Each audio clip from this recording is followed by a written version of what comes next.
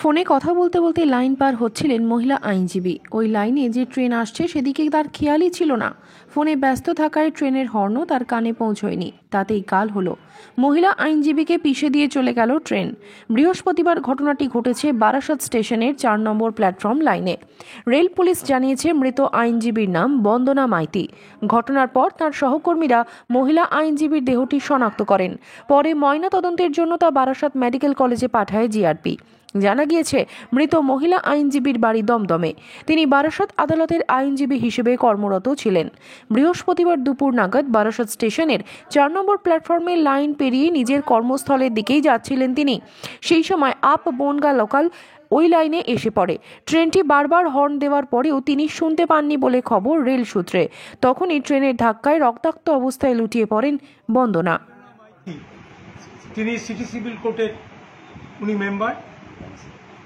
এবার উনি ফোরাম কোর্টে, আমাদের কনজিউমার ফোরাম কোর্টে একটি মামলা ছিল ওনার, এবং তিনি যখন মামলা করে তিনি ডিস্ট্রিক্ট বার কমপ্লেক্সের রেল লাইন টপকে আসছিলেন, তখন একটি মর্মান্তিক দুর্ঘটনার সম্মুখীন হয় এবং তার ফলে তিনি মারা যান।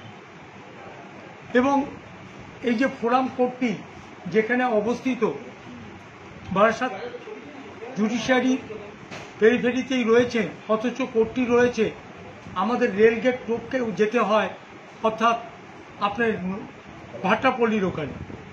আর বারাসাতের ডিস্ট্রিক্ট জাজ কোর্ট কমপ্লেক্স রয়েছে রেল লাইনের এপারে। সুতরাং আমরা এই কমিউনিকেশনের অভাবে এবং আমাদের মামলা থাকার দরুন, মানসিক দুশ্চিন্তা এবং মামলার সংক্রান্ত বিষয় চিন্তা থাকার দরুন অনেক সময় আমরা রেল লাইন টপকে আমাদের তাড়াতাড়ি করে অন্য কোর্টে আমাদের অ্যাটেন্ড করতে হবে। তার ফলস্বরূপ আজকে এই দুর্ঘটনা। এবং আমরা দীর্ঘদিন ধরে ডিস্ট্রিক্ট বার এবং আমাদের ক্রিমিনাল বার, উভয় বার থেকে আমরা এবং আমাদের দিদেন কমিটিও বহুবার আমরা কর্তৃপক্ষকে, কম্পিটেন্ট অথরিটিকে জানিয়েছি by way of written application. Subsequently আমরা ফিজিক্যালিও আমরা ডেপুটেশনও দিয়েছি, কিন্তু আজ পর্যন্ত তার কোনো সদুত্তর পাইনি বা কোনো ইনিশিয়েটিভ সেই থেকে নেয়নি।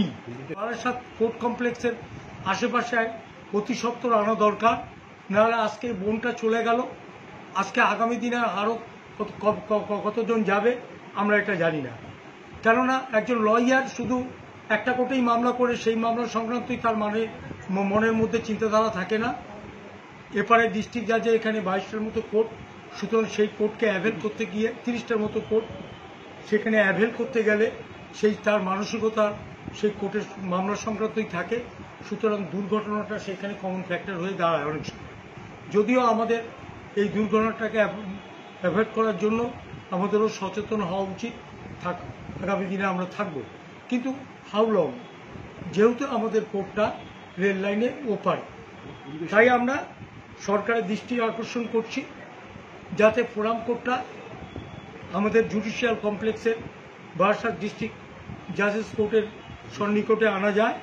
তার যদি প্রয়াস করে ডিস্ট্রিক্ট কোর্টের ভিসিনিটিতে যদি করে তাহলে আমরা উপকৃত হব।